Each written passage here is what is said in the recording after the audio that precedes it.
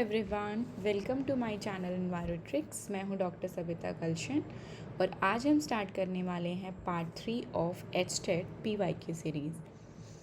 तो चलिए देखते हैं सबसे पहले question number 121। Consider the term in column A and column B, protein, sugar, carbohydrate, vitamins, minerals, और इनमें से जो है वो कौन से रिस्पेक्टेड मिनरल या मिनरल के लिए जो है वो रिस्पॉन्सिबल है। तो प्रोटीन की हम बात करें तो प्रोटीन से क्या मिलता है हमें? प्रोटीन जो है वो हमें मिलता है पल्सेस से, दालों से। और इसी के साथ अगर मैं बात करूं, कैल्शियम किससे मिलता है? मिनरल से मिलता है। ठीक है। What definition in column B correspond to mineral in the column A? देखो, बेसिकली क्वेश्चन में ये क्या कह रहा है कि कौन सा जो है वो आपका मिनरल है। ठीक है, कौन सा जो है इनमें से आपका मिनरल है? विटामिन B1, 2, 6 और 12, कैल्शियम, एनर्जी और पल्सेस। तो अगर हम बात करें मिनरल की तो विटामिन B12, B6 जो है ये आपके प्रोटीन्स होते हैं। एनर्जी, कार्बोहाइड्रेट जो है ये क्या होते हैं? आपके एनर्जी सोर्स है। This is not mineral. Carbohydrate, fat जो है वो मिनरल्स में काउंट नहीं होते हैं, एनर्जी सोर्स में काउंट होते हैं। देन वाइटामिन्स की अगर हम बात करें तो ये क्या है? ये भी जो है वो मिनरल का सोर्स नहीं है। But if it talk about option में जो हमें दे रखा है, तो अगर हम बात करें कैल्शियम की, तो कैल्शियम क्या है हमारा?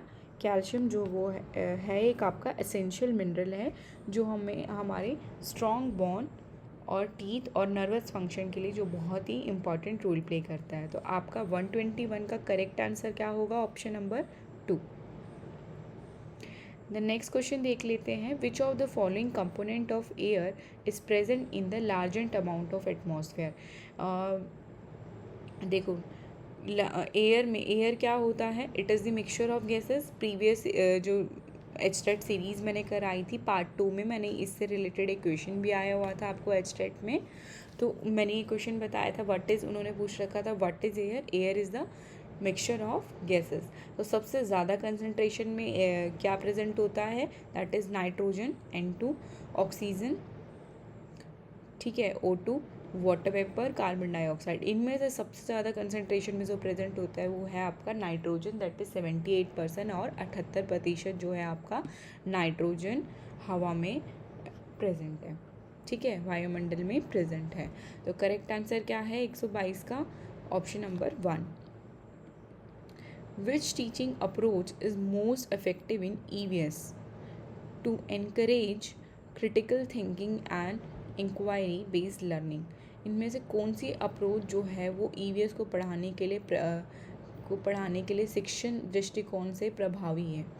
ठीक है, टीचिंग पॉइंट ऑफ व्यू से जो है वो इम्पॉर्टेंट है। तो lecture based instruction, teacher centred approach, experimental learning and discussion and standard teaching. देखो, बच्चों को जो ईजिली है, एक हमने लेक्चर दे दिया, उन्होंने सारी की सारी चीज़ें सुन ली, और वो क्या वो इफेक्टिव होगा? No, this is not effective because they are talking about the critical thinking. ठीक है, क्रिटिकल थिंकिंग के बारे में बात करें तो लेक्चर बेस्ड होगा? नो, टीचर सेंटर्ड अप्रोच होना चाहिए कि सिर्फ पढ़ा दिया क्लास में और टीचर को कोई मतलब नहीं है बच्चों को जो है वो पूरी जानकारी मिली है या नहीं है, तो ये भी बहुत गलत है। स्टैंडर्डाइज टीचिंग की बस प्रॉपरली अपना स्टूडेंट टीचर जो है वो बच्चों का कोई इन्वॉल्वमेंट नहीं रहा उसमें, तो उस तरीके से पढ़ा देना। लेकिन एक्सपेरिमेंटल लर्निंग जो है डिस्कशन जो है वो बहुत इम्पॉर्टेंट होता है किसी भी सब्जेक्ट, नॉट ओनली EVS, किसी भी सब्जेक्ट को आप पढ़ना चाहते हैं तो इफ़ेक्टिव लर्निंग के लिए जो है आपका एक्सपेरिमेंटल और डिस्कशन लर्निंग बहुत ज़रूरी है। ठीक है, भावात्मक शिक्षा और चर्चाएं, experimental learning and discussion is very important for critical thinking, inquiry based learning. तो करेक्ट आंसर क्या है 123 का? Option number 3। नेक्स्ट क्वेश्चन देख लेते हैं। Question number 124, an EVS role play activity, what should teacher do to ensure its success? EVS role play activity, what should teacher do to ensure the success? EVS role play गतिविधि में इसकी सफलता सुनिश्चित करने के लिए शिक्षकों को क्या करना चाहिए? Over direct student action and decision, provide a rigid script to student follow, allow the student to explore various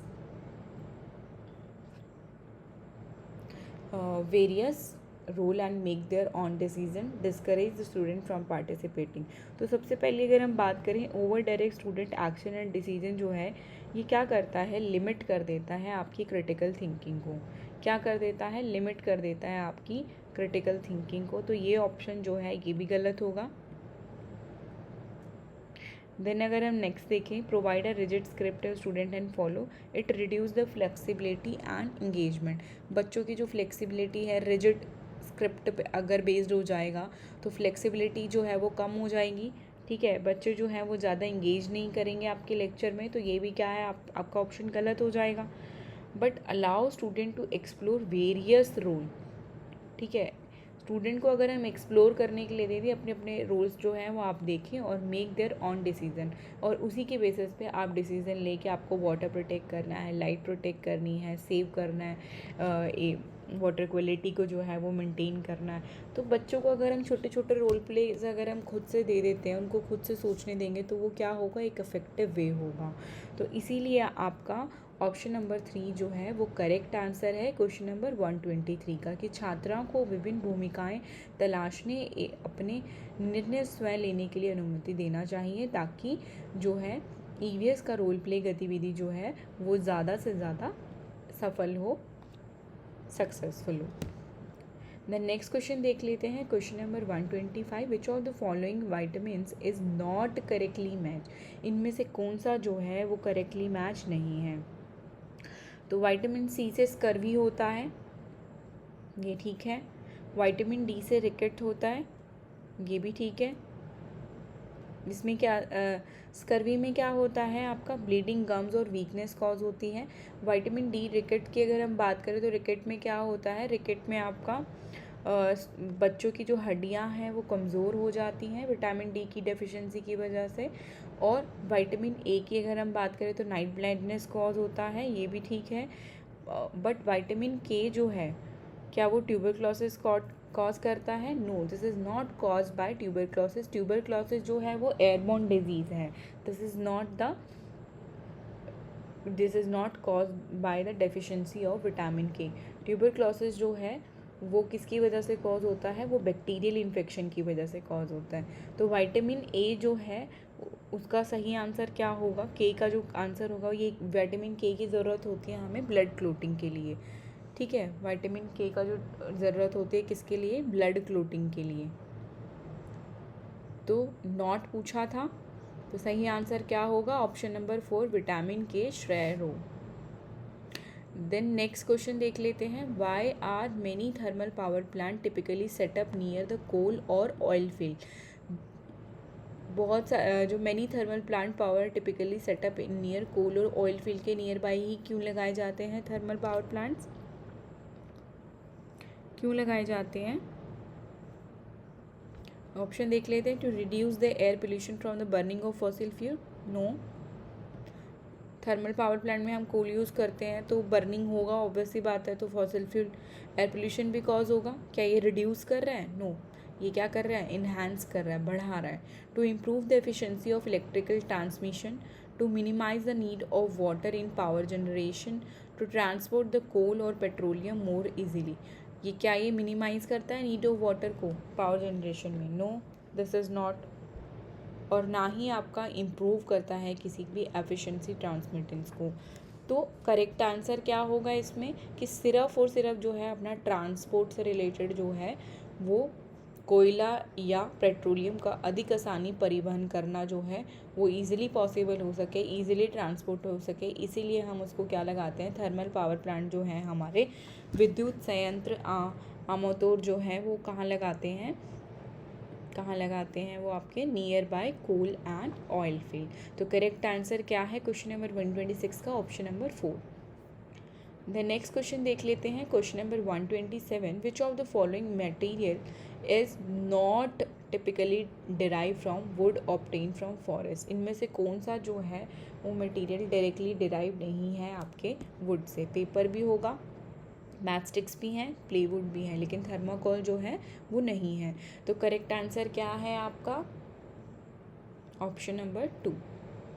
next question देख लेते हैं। If you have property of magnetic attraction to classify the object, what would be the result for wooden and iron table?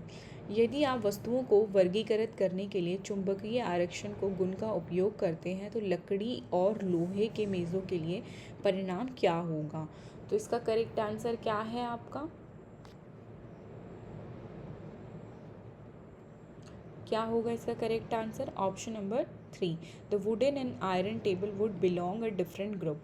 क्योंकि देखो, अगर हम magnetic field use कर रहे हैं, ठीक है, मैग्नेटिक फील्ड यूज़ कर रहे हैं, आयरन और वुड में कोई चार्ज नहीं है लेकिन आयरन में है। अगर हम कोई चुंबक यूज़ कर रहे हैं तो जो भी आयरन होगा इस पे आके चिपक जाएगा, ठीक है।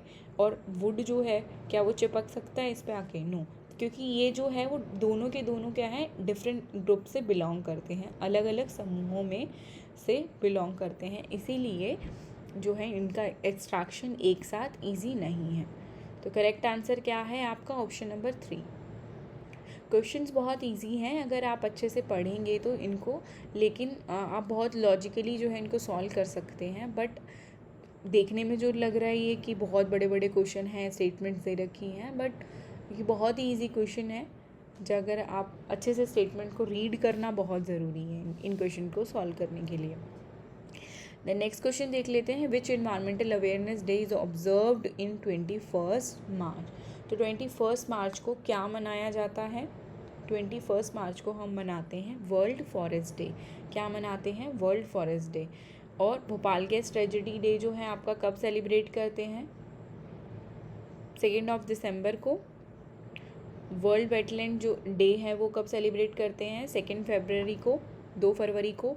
वर्ल्ड इन्वायरमेंट डे 5 जून को, ठीक है। तो 21 मार्च पूछा है तो क्या होगा correct answer? World forest day. Next question देख लेते हैं। While teaching about environmental conservation, what role does empathy play in learning process? पर्यावरण संरक्षण के बारे में पढ़ाते समय सीखने की प्रक्रिया में सहानुभूति क्या भूमिका निभाती है? क्या भूमिका निभाएगी?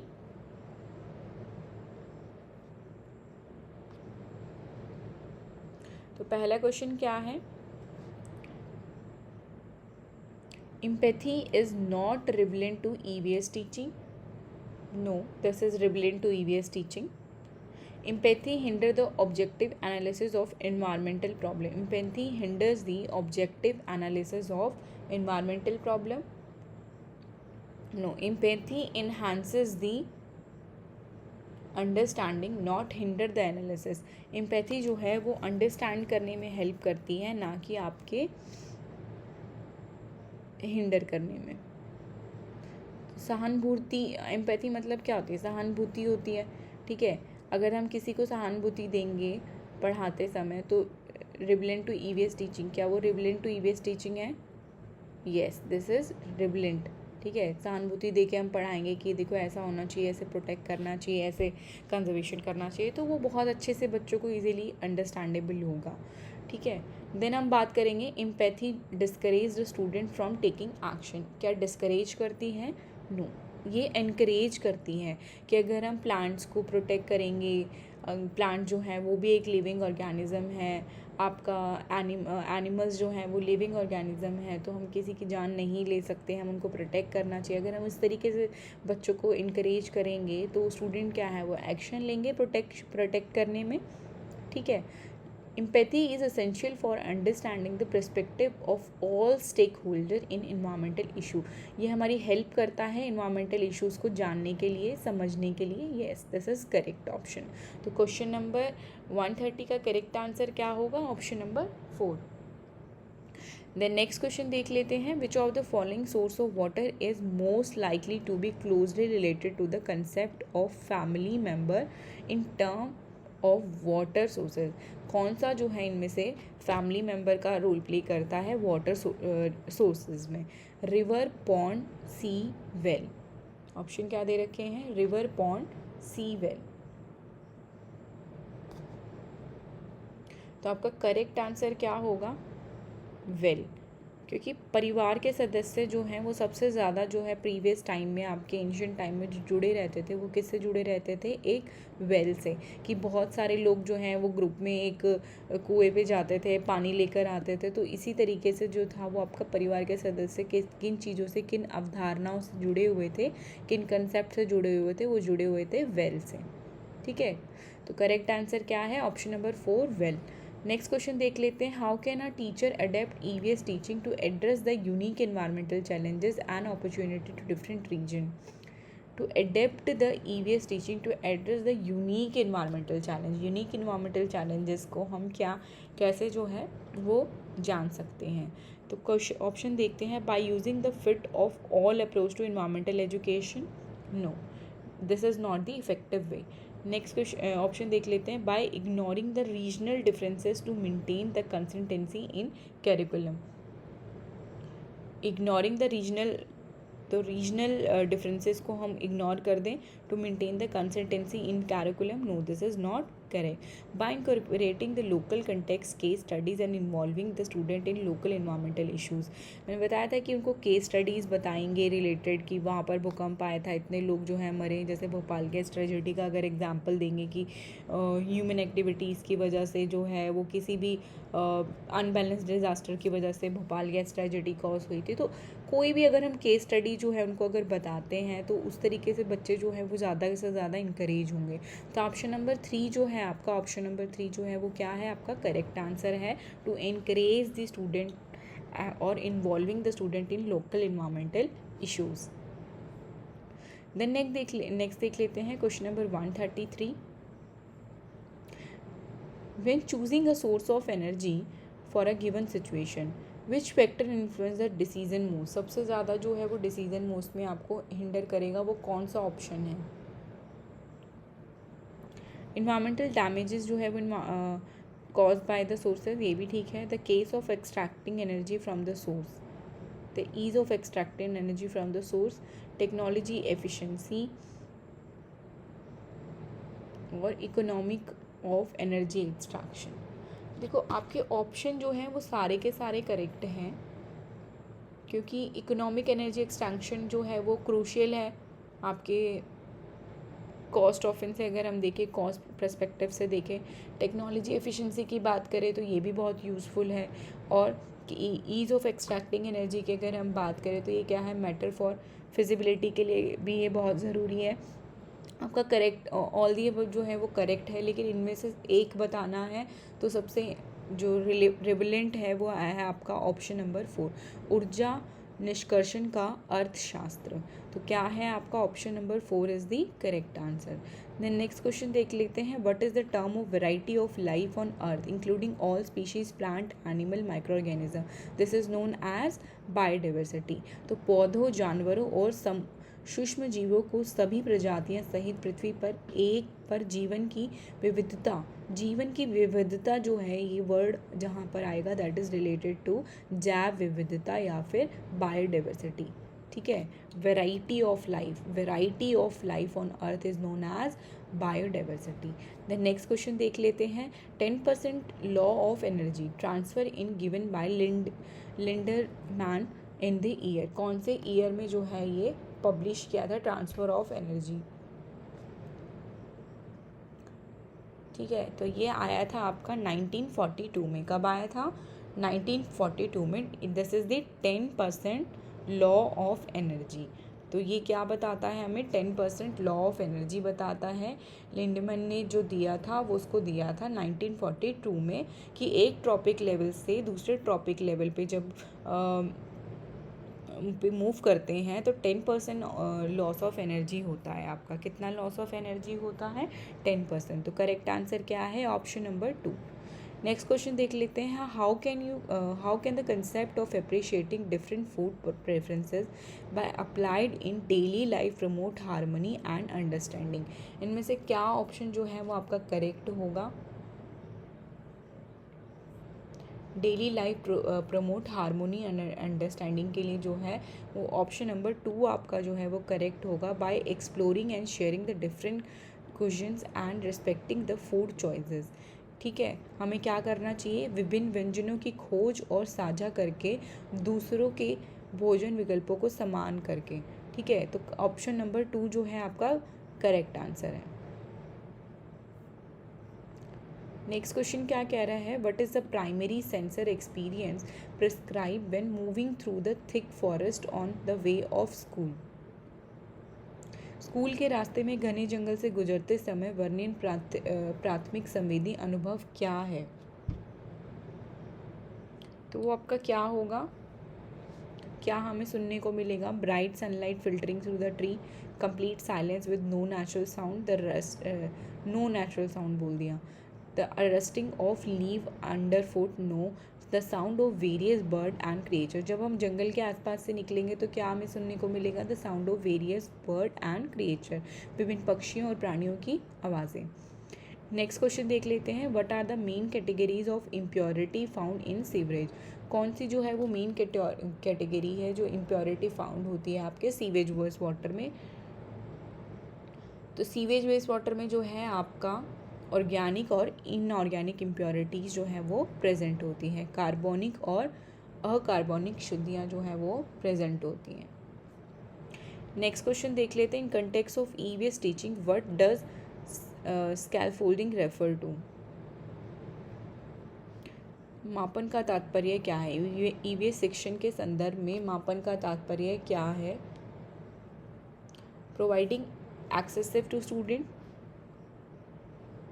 not excessive, gradually reducing the support of student to gain skill knowledge, yes, this is gradually reducing the support as student to gain skill and knowledge, ज़्यादा से ज़्यादा उनको स्किल्स आए और नॉलेज आए, इसी यही हमारा जो है वो मुख्य तात्पर्य है।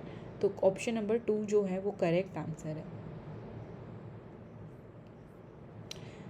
How does NEP 2020 impact the assessment method in EVS teaching. कैसे जो है वो इम्पैक्ट कॉज करता है NEP 2020। It enforce the standardise assessment exclusively, no, incorrect, it move away from the rigid standardisation testing. ठीक है, जो चलती आ रही है प्रथा उस तरीके से पढ़ाने के लिए इन्फोर्स करता है, no, it promote the authentic assessment to gauge the student understanding the environmental concept. ठीक है, इन्वॉल्वमेंट के थ्रू जो है बच्चों को ज़्यादा से ज़्यादा इन्वायरमेंटल कंसेप्ट समझाएं, yes this is correct. To discourage the assessment in EVS teaching, no, focus on memorisation based assessment, no, this is based on skill and experimental based studies. तो ऑप्शन नंबर 2 जो है आपका वो correct answer है। In the context of unequal food distribution, which issues is most likely to be discussed when comparing the welfare children with those suffering from malnutrition, disease and hunger? असमान भोजन वितरण में संदर्भ में सुपोषित बच्चों की तुलना कुपोषित बीमारी और भूख पीड़ित बच्चों से करते समय किस मुद्दे पर चर्चा के होने की सबसे अधिक संभावना है। तो ये आपका करेक्ट आंसर क्या होगा, सोशियो इकोनॉमिक फैक्टर, द सामाजिक आर्थिक कारण जो है वो सबसे ज़्यादा मुद्दे की बात है, तो सोशियो इकोनॉमिक फैक्टर।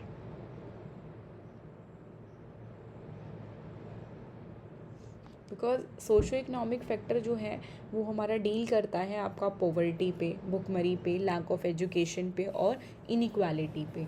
तो ये जो है बहुत इम्पॉर्टेंट है इस पॉइंट ऑफ व्यू से। ठीक है, अगर कोई बच्चा माल न्यूट्रिशन से, डिजीज़ से, हंगर से मर रहा है तो वो सोशो इकोनॉमिक फैक्टर से रिलेटेड है। What is the next question देख लेते हैं, what is the unique feature about the water. Water के लिए इनमें से कौन सा जो है वो यूनिक फीचर है। वाटर यूनिक क्यों होता है, because it exist in 3 state, solid, liquid और गैस। 3 स्टेट में ये एग्जिस्ट करता है और इम्पॉर्टेंट है हर लिविंग ऑर्गेनिज्म के लिए। तो ऑप्शन क्या कह रहा है, water is salient and uncharging element in nature, no, water has various form and essential for life, yes this is correct. मैंने बताया ना सॉलिड, लिक्विड, गैस तीनों फॉर्म में जो है वो एग्जिस्ट करता है। तो ऑप्शन नंबर 2 जो है वो आपका करेक्ट आंसर है। देन नेक्स्ट क्वेश्चन देख लेते हैं। In an ecosystem the flow of energy is unidirectional, the flow of material is unidirectional.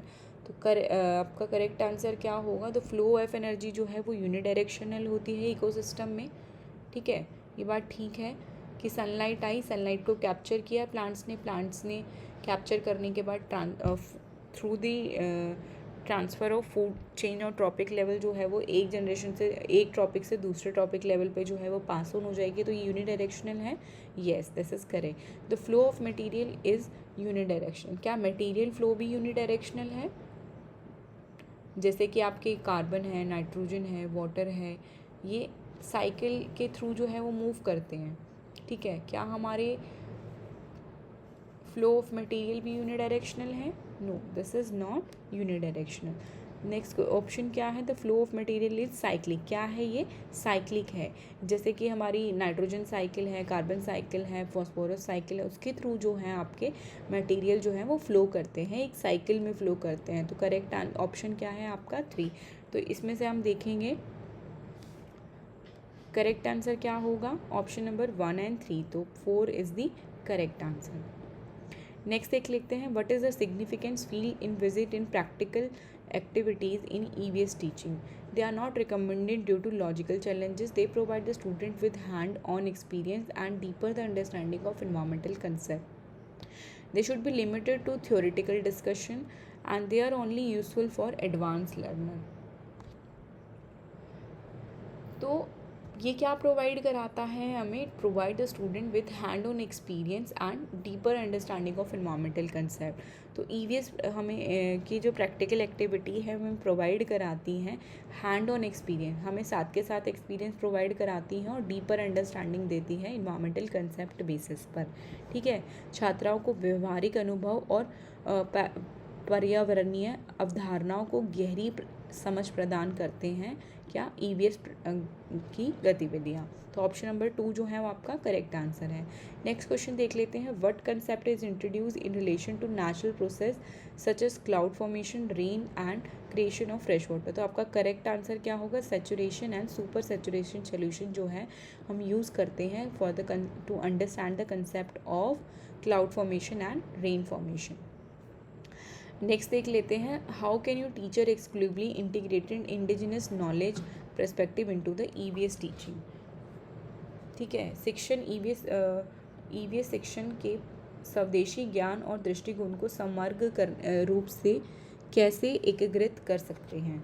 तो आपका आंसर क्या होगा इसका? करेक्ट आंसर जो होगा, they provide student with hand on experience. ठीक है, हैंड ऑन एक्सपीरियंस प्रोवाइड कर रहा है और क्या कर रहा है ये? Sustainable living, deeper knowledge. तो protective seeking the integrate decision knowledge, cultural practices and perspective to indies the learning experience. तो करेक्ट आंसर क्या होगा इसका? Option number 2। सीखने के अनुभव के संदर्भ के लिए स्वदेशी ज्ञान, सांस्कृतिक प्रथाएं और दृष्टिकोण से जो है ये एक इम्पॉर्टेंट पॉइंट ऑफ व्यू है। देन नेक्स्ट देख लेते हैं। Which of the following is the key principle of constructive teaching in EVS?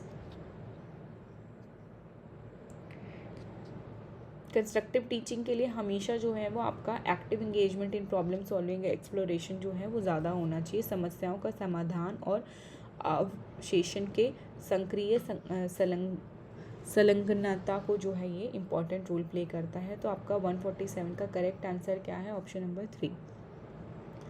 Next देख लेते हैं। Which of the following is not a derived from the animal sources and consider a plant based product? इनमें से कौन सा जो है वो प्लांट बेस्ड प्रोडक्ट नहीं है?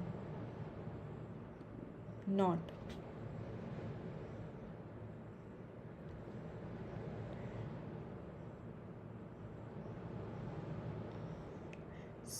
जो मिल्क है, पनीर है, एग है, ठीक है, लेकिन सोयाबीन जो है, ठीक है, सोयाबीन जो है वो कहाँ से डिराइव होता है? It is rich plant based source of protein.